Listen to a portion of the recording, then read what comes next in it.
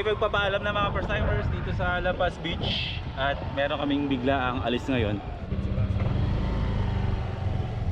Habang nagpe-prepare sila doon, mag-ikot-ikot ba tayo? Ayun. Ano? Wala, magsispill. O sige, sige.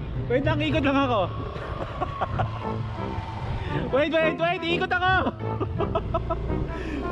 Ayun mga first timers, bigla ang lakad, as in super wala sa plano.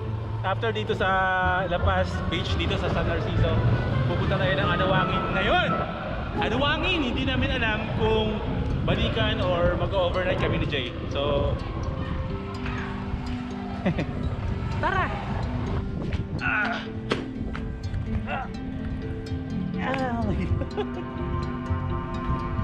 Ito yung mga pinaka-solid ng mga ganap sa buhay. Yung gumagawa ka ng plano ng mga wala sa plano. La Paz Beach, dito sa San Narciso, Zambales. First time kong pumunta sa Anawangin. Tiyan ko. See you there. Ano ay, uwi na ba kayo? Oh, let's go. Okay,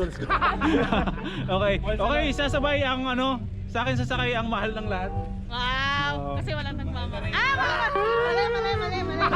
Hindi, tawagan nyo lang ni Jay yung mahal. Nang lahat. Ng lahat. So ang tawag sa kanya is mahal. Walang nagmamahal sa akin. Meron nagmamahal sa'yo, yun pamilya mo yun eh. Sumakay ka na dyan, mahal. Sure ka ha? As in parang wala ka pang ano ka? Ay ko! My God! O sige, bale magbalot ka. Sanay ka ba mag-scooter? Ikaw ang susundan. Sino? Kayo. Ako? Alam mo? So isang scooter, dalawang kotse, kami daw mauna. Dahil alam niya kung saan papunta. Sa San Antonio. Tara. Alam mo, madalas ako dito sa Zambales, pero never ako nagkaroon ng chance na na pumunta ng Anawangin. Hindi ko alam. Puro dagat lang. Liwa, sa Iba, sa puro ganun, or nagtagal ako sa Liwa, pabalik-balik lang ako. Parang ganun. Pero hindi pa ako napupunta ng Anawangin. Though, naisip ko dati na gusto ko pumunta ng Anawangin, pero hindi ko naisip. Ngayon lang. Okay, ano ba gagawin natin doon? Doon ba tayo mag-overnight or balikan lang? Hindi, doon na kayo. Maiiwan kami doon? Ayaw nga pala, no? Ayos ah. Okay. Ang bilis kausap, no? Sige.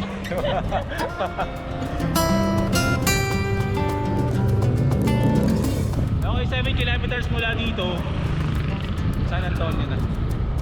Ito yung long cut ng biyahe lagi, no? Pag nagkamali ka dito, tatahakin mo yung sobrang habang highway na to eh. Ano meron?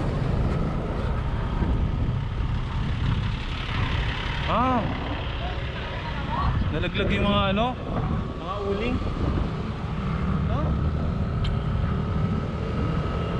Okay lang, buti uling lang.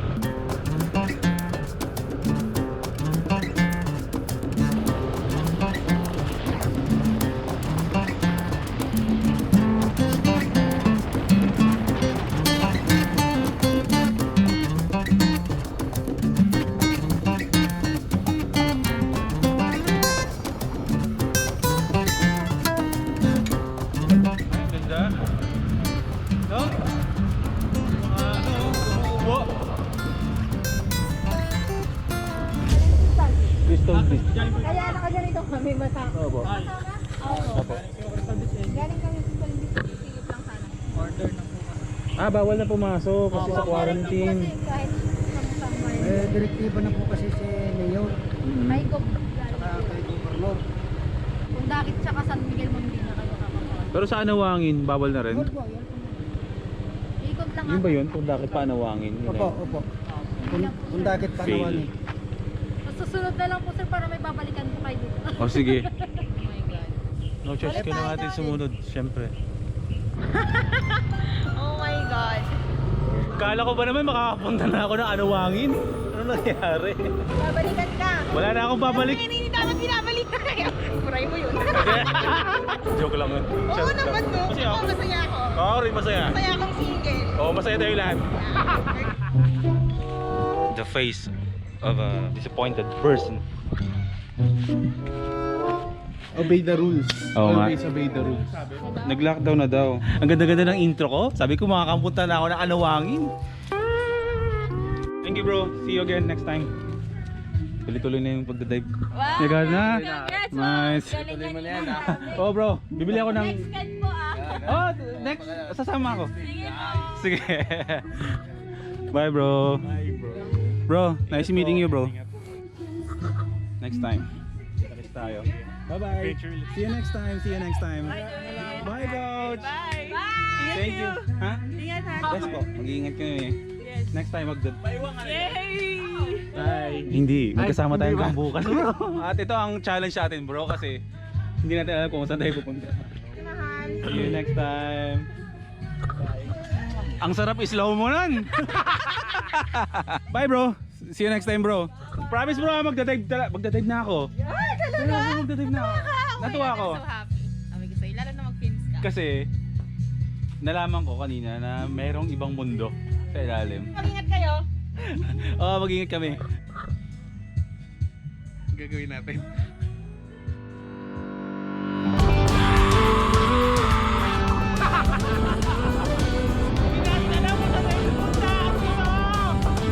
Do you ever feel you don't get out what you're putting in?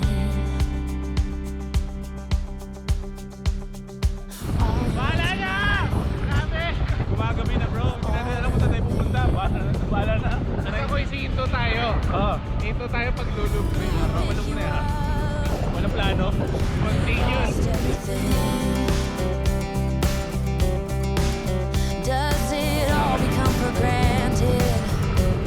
Okay mga first-timers, idadaan ko lang to si one day off sa Liuliwa. Oo, tsaka hindi ka pa nakakapunta dito, di ba? So, posible na ma-inlove siya sa lugar kasi first time niya pupunta. Eh ako kasi parang naging second home ko na to. Marami na akong magagandang memories at hindi dito sa lugar na to. So, hindi na siya bago sa akin. Pero para sa kanya, syempre, ngayon na siya mapupunta. Try natin baka may love siya sa lugar.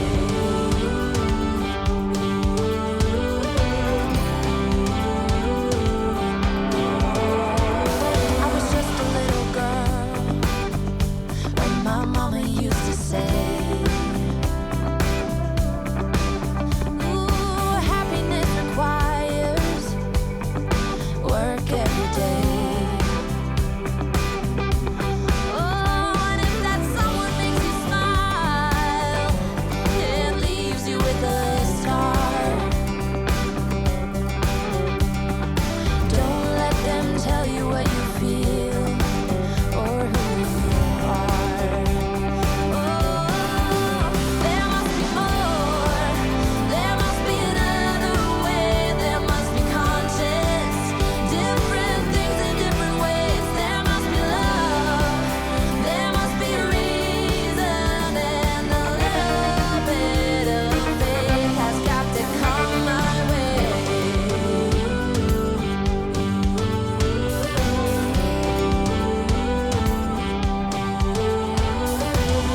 Green space.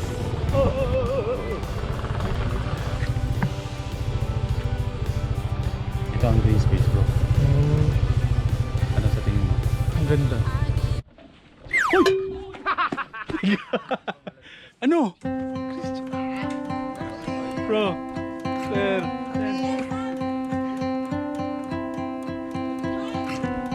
Bro! Weh! Seryoso ba? Ano ba yun bro? Ay si Sir Tambi, may-ari ng ano nga yun? Three hugs. Three hugs na Hammock. hammock. Oh, I see. Si Christian, Hello. ito naman ay ang matagal ko na siyang kaibigan. Talaga. Tapos ano yan, ukulele instructor. Gusto ko matuto nun. Ayan. Oh, si Jay, si One Day Off. Ikaw po. Ayan. Tara, alam tayo. Ayun nga bro. Ito kasi ang plano namin kasi nanggaling kami ng San Narciso. So, parang naghahanap kami kung saan kami pwede mag-dinner tapos gagawa kami ng plano kung saan kami bukas. Ano ba maganda? Ako, hindi na bago ako dito. Eh siyang inisip ko kung gusto niya bang ma-experience dito. Pwede siya mag-skim, pwede siya mag-surf. Skim. Ngayon, bukas Mag-dive. surf. Jerome! Bro! Dito ka na naman ah. Andito na naman ako.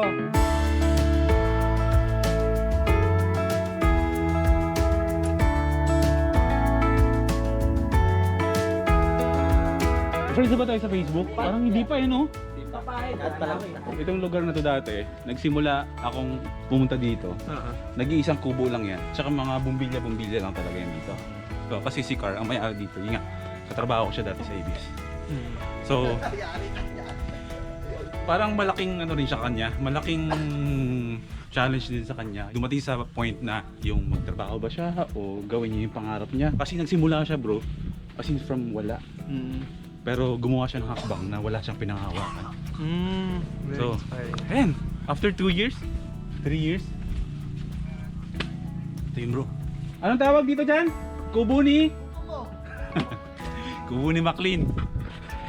Eto, kubo ni Christian. Gusto mo sabihin ko kung bakit? Diba? Sige.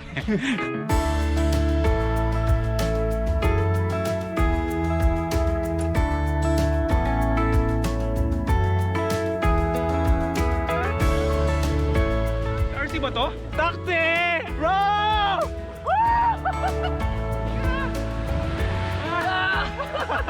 Vlog 1 ko! Yung vlog 1 ko! Ito kasama ko, skimboarding. Ano yung nag-video sa akin? Bro! Si Jay. Si Jay. Ryan. Ito, sino ka?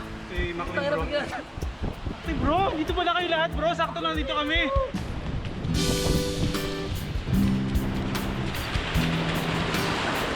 Ha? Agis.